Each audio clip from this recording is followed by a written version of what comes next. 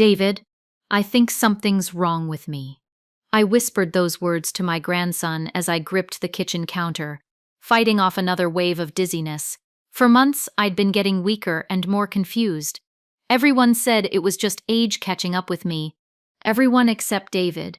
Grandma, this doesn't feel right, he said, studying my face with the intensity he usually reserved for chemistry problems. What happened next changed everything I thought I knew about my own life. The person who was supposed to care for me most had been lying to me for months. Someone I trusted completely was hiding something so dark, so calculated, that when the truth finally came out, it shattered everything. I heard what you said last night, David told me one afternoon, his voice shaking. When you thought I couldn't hear you. The pills I took every morning, the meals prepared with such loving care, the gentle voice reassuring me that everything would be okay. None of it was what it seemed. This is the story of how my grandson uncovered a secret that was hiding in plain sight. How someone who claimed to love me was planning something I never could have imagined. And how sometimes the most dangerous predators are the ones who tuck you into bed at night. But you need to understand how this all began, because evil doesn't announce itself with fangs and claws. It comes disguised as devotion. Before we continue, please leave a comment telling us where you're watching from and subscribe to Never Too Old channel. We're creating a community of incredible women who know that our best chapters can happen at any age. Now, back to the story. My name is Helen Johnson, and for 40 years I ran Lincoln Elementary School in Springfield, Missouri. I could handle screaming parents, budget crises, and 300 students without breaking a sweat. At 71, I still balanced my own checkbook, drove myself everywhere, and kept a garden that made my neighbors jealous. Then everything changed on a Tuesday morning in March. I was reading the newspaper with my coffee when the words started swimming on the page. My left arm felt heavy, like it was filled with sand. When I tried to stand up, my legs wouldn't cooperate. Carol found me 20 minutes later, slumped in my kitchen chair, confused but conscious. Mom? Can you hear me? What day is it? I knew it was Tuesday, but the word wouldn't come out right. Carol called 911 and the paramedics arrived within minutes. The hospital kept me for 3 days, running tests and monitoring my condition. You've had what we call a transient ischemic attack, Dr. Martinez explained. A very mild stroke. The good news is, there's no permanent damage, and your cognitive function is completely normal. But Carol wasn't convinced I should live alone anymore. Mom, what if this happens again and nobody's around? She said during the drive home from the hospital. I worry about you constantly. Carol was my only child, 45 years old with kind eyes and a gentle way of speaking that had always made her the center of my world. She'd been struggling since her divorce 6 months earlier, working part-time at a dental office and living in a tiny apartment that barely fit her furniture. The doctor said it was very minor, sweetheart. I'm supposed to take an aspirin daily and watch my blood pressure, that's all. I know, but I'd feel so much better if someone was keeping an eye on you. Just for a few weeks, until we're sure everything's stable. The concern in her voice melted my resistance. Carol had always been the caring one, the daughter who remembered birthdays and called just to chat. If she was worried, maybe I should be too. All right, but just temporarily. I don't want to cramp your style. Carol moved in that weekend with 2 suitcases and a grateful smile.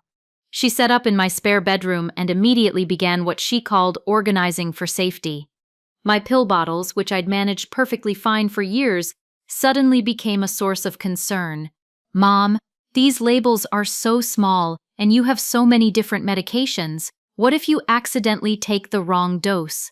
She bought a plastic pill organizer with 7 compartments for each day, carefully sorting my medications into morning, afternoon, and evening sections. Each compartment was labeled in her neat handwriting. See? Now you'll never have to wonder if you've taken your pills or not. Within a week, Carol had taken control of my morning routine. My coffee maker, which I'd operated successfully since 9. Let me handle the coffee, Mom. You just relax and watch your morning shows. Part of recovery is not stressing about little things. My checkbook disappeared from the kitchen counter where I'd kept it for decades. I put it somewhere safe? Carol explained when I asked. "We don't want you accidentally paying bills twice or forgetting to pay them completely. Brain injuries can affect financial judgment, even minor ones." She convinced me to sign papers giving her temporary power of attorney for medical decisions. "It's just a precaution, Mom. If you have another episode and can't communicate, I need to be able to make medical choices for you. It's what Dad would have wanted." The mention of my late husband always settled any argument. Frank had died 3 years ago, and Carol knew I still missed his guidance on important decisions. By the end of the first month, Carol controlled my medications, my meals, my medical appointments, and my finances. Each change had seemed reasonable when she suggested it, but looking back, I'd handed over my entire life piece by piece. That's when the symptoms started getting worse. I began waking up exhausted every morning, no matter how much sleep I got. My hands developed a tremor that made writing nearly impossible. Simple tasks like folding laundry became overwhelming challenges that left me breathless and confused.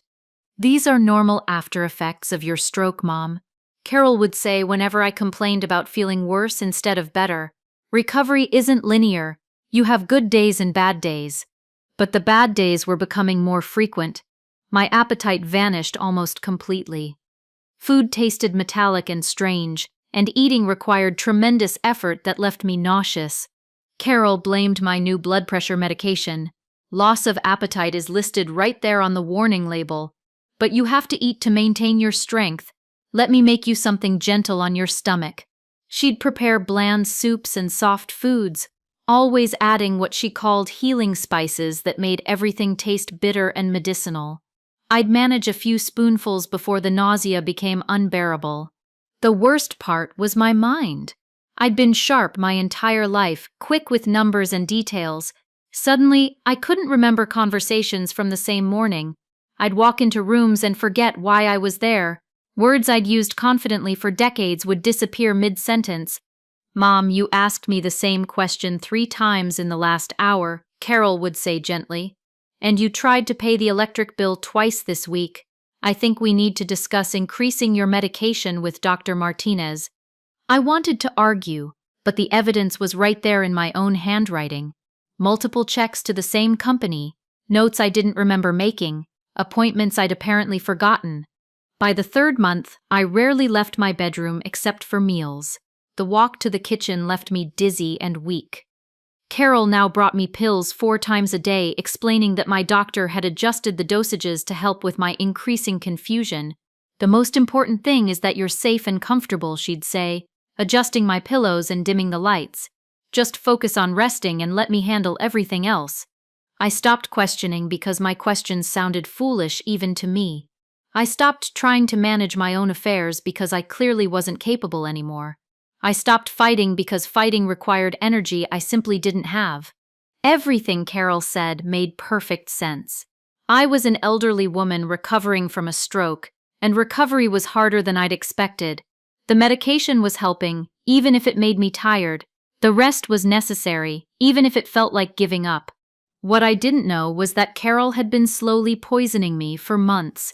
What I didn't realize was that every concerned look, every gentle suggestion, every loving gesture was part of a calculated plan to steal everything I'd worked for. I was dying, and I thought it was just old age. David had always been my only grandson, and the light of my life. At 22, he was tall and lanky like his grandfather Frank, with the same curious mind that asked too many questions for most people's comfort. He was finishing his chemistry degree at Missouri State University, and his visits were the brightest spots in my increasingly dim world. Carol never seemed thrilled when David came by. "Mom needs her rest," she'd tell him at the door. "The doctor says too much stimulation can set back her recovery." But David had been visiting me every Sunday since he was 8 years old, and he wasn't about to stop now. He'd push past Carol's objections with the polite stubbornness I'd always admired in him. "I'll just sit quietly with Grandma Helen for a few minutes. I won't tire her out." On a Sunday in late August, David arrived to find me barely able to keep my eyes open. I was propped up in my recliner, struggling to focus on the television while Carol bustled around the kitchen preparing my afternoon medications. Grandma, you look terrible, David said, settling into the chair beside me. Are you feeling worse? Just tired, sweetheart. The medication makes me sleepy. David studied my face with the intensity he usually reserved for chemistry problems. What kind of medication? For the stroke? Blood pressure pills, mostly.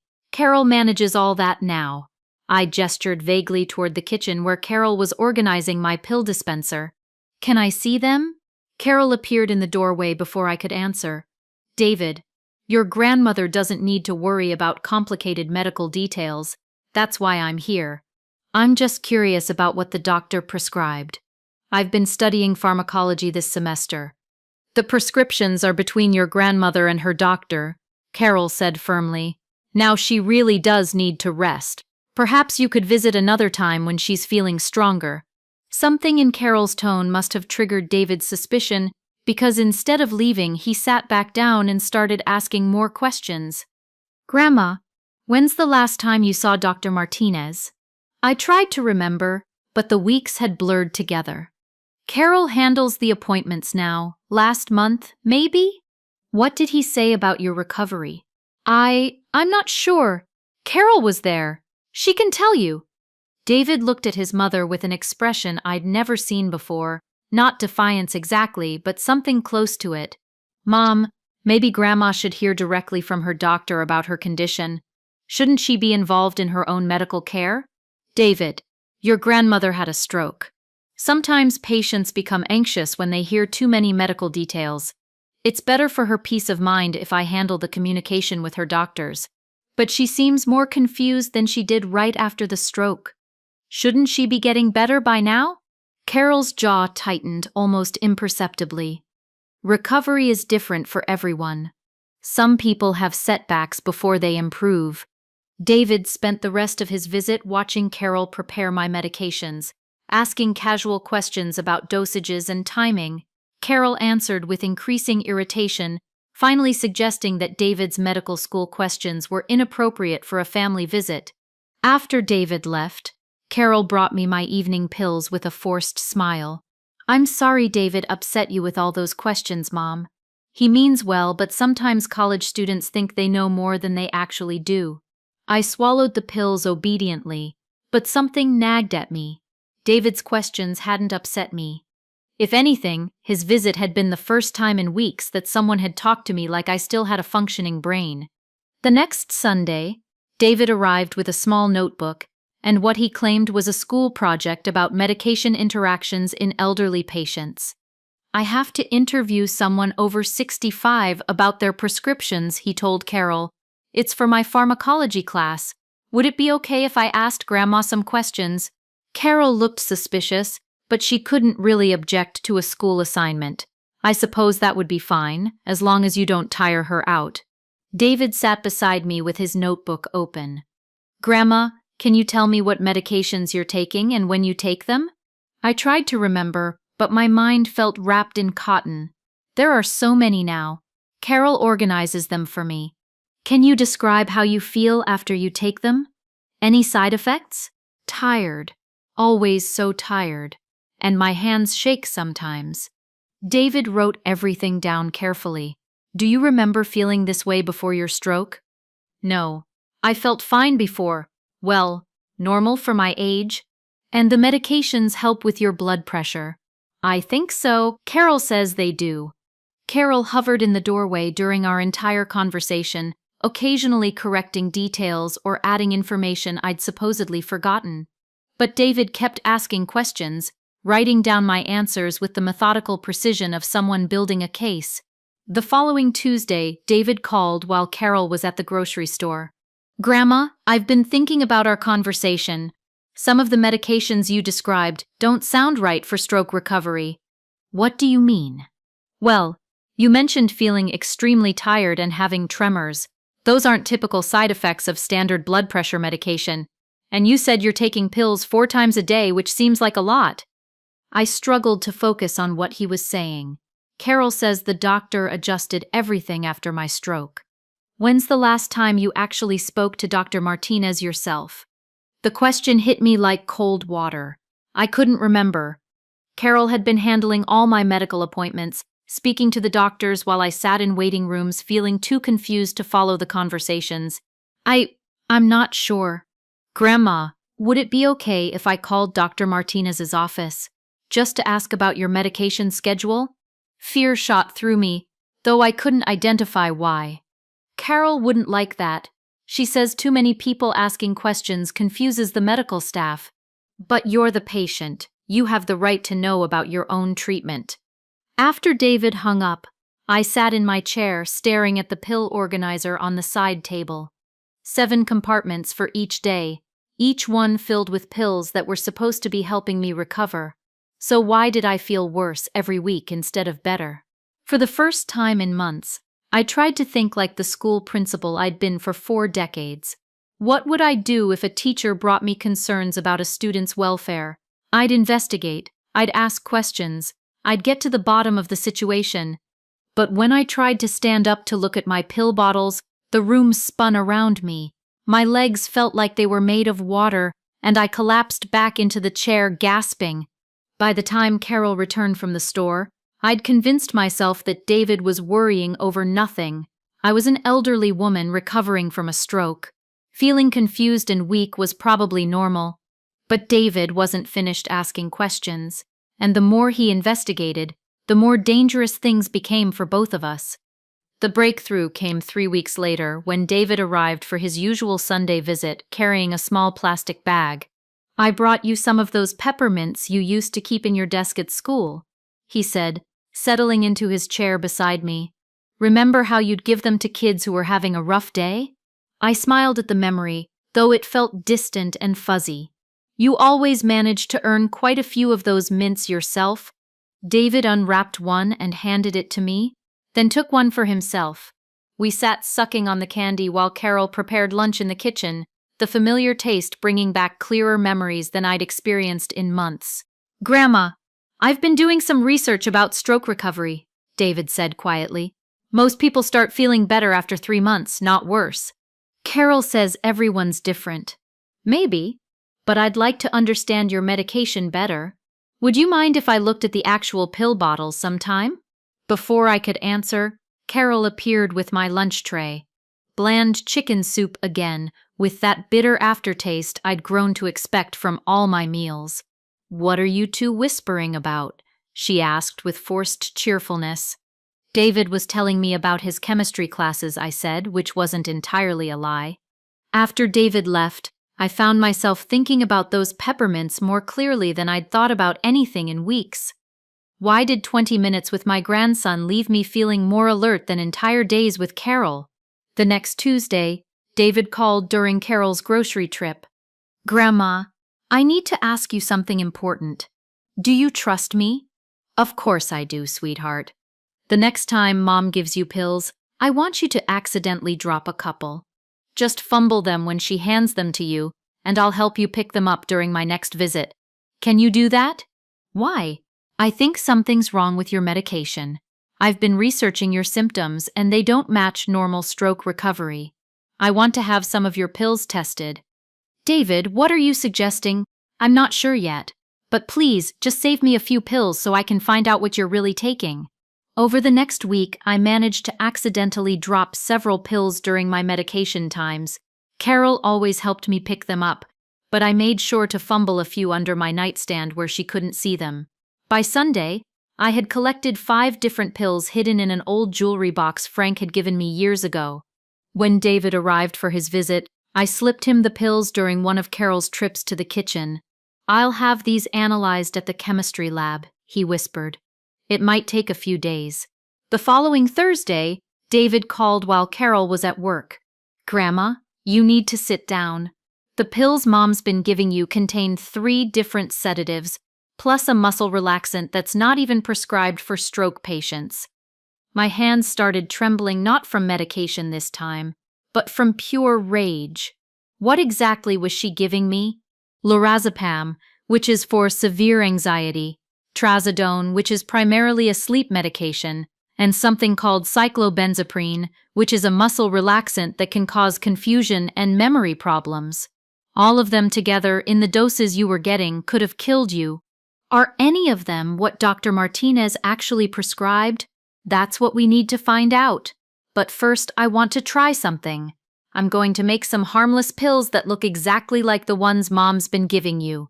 Just basic starch capsules that won't hurt you. What do you mean? I can access the lab equipment to create fake pills that look identical to the real ones. Then I'll switch them out in Mom's supply when she's not around. You'll start feeling better, but she won't know why. The plan terrified and thrilled me at the same time. When? This weekend. Mom mentioned she has a dental conference Saturday afternoon. I'll come over and make the switch while she's gone. Saturday arrived with agonizing slowness. Carol left for her conference at noon, reminding me to take my afternoon pills on time. 20 minutes later, David arrived with a small backpack. I've already made the fake pills, he said, showing me capsules that looked identical to my regular medication. Now I just need to find where Mom keeps her supply. We searched Carol's bedroom and found a plastic storage container in her closet filled with pill bottles I'd never seen before. None of them had my name on the labels, and several were marked with names I didn't recognize. These aren't even prescription bottles, David said grimly. She's been getting these drugs from somewhere else entirely. David carefully replaced the pills in my weekly organizer with his harmless substitutes, then refilled several of the bottles in Carol's secret stash. The switch took less than 10 minutes, but it felt like hours. Now we wait, David said. In a few days you should start feeling better, and Mom won't understand why her plan isn't working anymore. By Monday, something extraordinary was happening. For the first time in months, I woke up feeling actually rested instead of drugged. My mind felt clearer, like fog was slowly lifting from my thoughts. When Carol brought my morning pills, I took them obediently, not telling her they were now harmless starch capsules. She seemed pleased by my improved appetite at breakfast, not realizing that food tasted normal for the first time in weeks because I wasn't being poisoned anymore. Over the following week, I felt stronger and more alert each day. My hands stopped shaking, my appetite returned. Most importantly, my mind began working clearly again. But Carol started noticing my improvement by Wednesday. "You seem more energetic today, Mom," she said, watching me walk to the kitchen without stumbling. "Maybe we need to adjust your medication again." I had to be careful. Too much improvement too quickly would make her suspicious, so I pretended to have occasional confused moments and complained about still feeling tired, just not as severely as before. By Friday, Carol was definitely concerned. I overheard her on the phone with someone, speaking in hushed tones. "She's not responding the way she should be. The medication doesn't seem to be working as well." The following Sunday, David arrived with new determination. "How are you feeling, Grandma?" "Better than I have in months. Your plan worked." "Good, but Mom's getting suspicious, isn't she? I heard her on the phone yesterday when I walked by." "What did she say?" "Something about medication not working properly. We need to move fast now. She's going to figure out something's wrong." David's expression grew serious. "I think we need to gather evidence while we still can. Has Mom left her laptop open recently?" "She usually uses it in the kitchen after dinner." "Why?" "Because I think we'll find proof of what she's been doing, and maybe we can figure out where she's been getting those drugs." That evening, Carol received a phone call during dinner. She stepped into the hallway to take it, speaking quietly but with obvious agitation. "I need more of the same medication," I heard her say. "The current batch isn't working like it used to." "Yes, the same sedatives as before." "No, she can't see a real doctor. That would ruin everything." David caught my eye and pointed toward the kitchen, where Carol's laptop sat open on the counter. While she continued her conversation, David quickly accessed her computer. What we found made my blood run cold. Carol's browser history showed searches for how long do sedatives take to kill elderly, inheritance laws when parent dies, and signs of natural death in stroke patients. Her email contained conversations with someone named Rick Martinez about obtaining prescription drugs without prescriptions. But worst of all was a document she'd created titled Timeline, Mom's Decline, with entries dating back to her move-in date, Week 1. Established medication control. Started with low doses to avoid suspicion. Week 6. Increased dosages. Mom showing expected confusion and weakness. Week 12. Added muscle relaxant. Financial transfers proceeding smoothly. Week 16. Mom completely dependent. Will signing completed successfully. The final entry was dated just 3 days ago. Week 18. Medication effectiveness declining. May need to switch to stronger compounds or alternative methods. David quickly photographed the screen while I kept watch. Then he found Carol's Facebook messages with someone named Rick. The messages revealed everything. Carol had been communicating with Rick through Facebook Messenger for months. Rick worked at a pharmacy and had been supplying Carol with unprescribed sedatives. Their relationship was clearly more than professional, with romantic messages mixed in with discussions about drug dosages and my treatment schedule. Just as David finished photographing the evidence, Carol's voice grew louder in the hallway. "Fine, I'll come by tomorrow after work to pick up the new prescription. But this has to work better than the last batch." We heard her footsteps approaching the kitchen. David quickly closed the laptop and pretended to be helping me with my evening tea. "Everything okay, Mom?" David asked as Carol returned. "Just scheduling a doctor's appointment," Carol lied smoothly. "Your grandmother needs some medication adjustments." The next evening, David called while Carol was supposedly at work. "I followed her after she left the dental office," he said quietly. "She went to Westside Pharmacy and met with a man who gave her a paper bag. I got photos of the whole transaction." "What do we do now?" "We call the police. We have her computer evidence, the text messages, photos of the drug transaction, and the original pill analysis. It's enough to prove attempted murder and financial fraud." "David, what if they don't believe us? What if she convinces them I'm just a confused old woman making false accusations?" "Grandma, the evidence speaks for itself. And I have one more idea. When the police question her, she'll probably try to contact Rick to warn him. If they're monitoring her communications, they'll catch her trying to destroy evidence."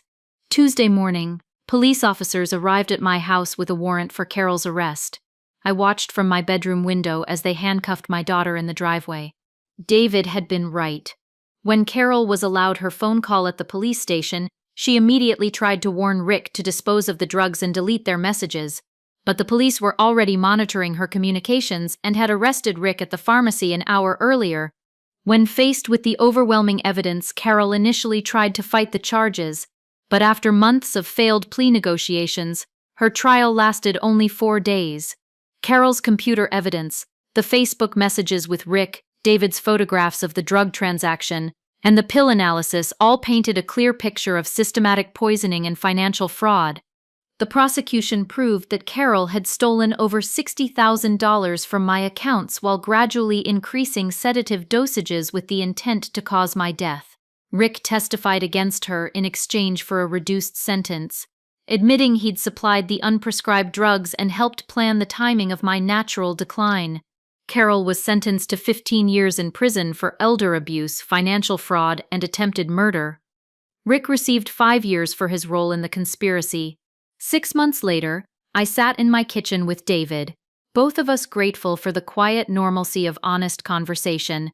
I'd recovered all but $10,000 of the stolen money and regained complete control of my health and finances.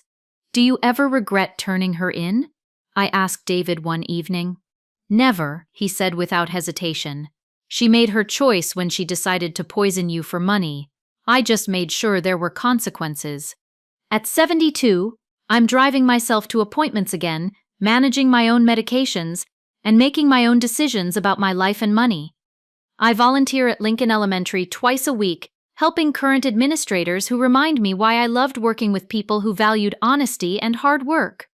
Sometimes people ask if I'm bitter about what Carol did to me. The truth is, I feel more sad than angry. She had everything she needed: a mother who loved her, a son who respected her, and the promise of inheritance when I died naturally. Instead, she chose greed over love and lost everything that actually mattered. But David showed me that real family isn't about blood relations. It's about people who protect you when you're vulnerable, who choose what's right over what's easy. And that's a lesson worth more than all the money in the world. So, that's my story. I'd love to hear what you think. Was I naive for not recognizing the signs of poisoning earlier? Or is it natural to trust the person caring for you?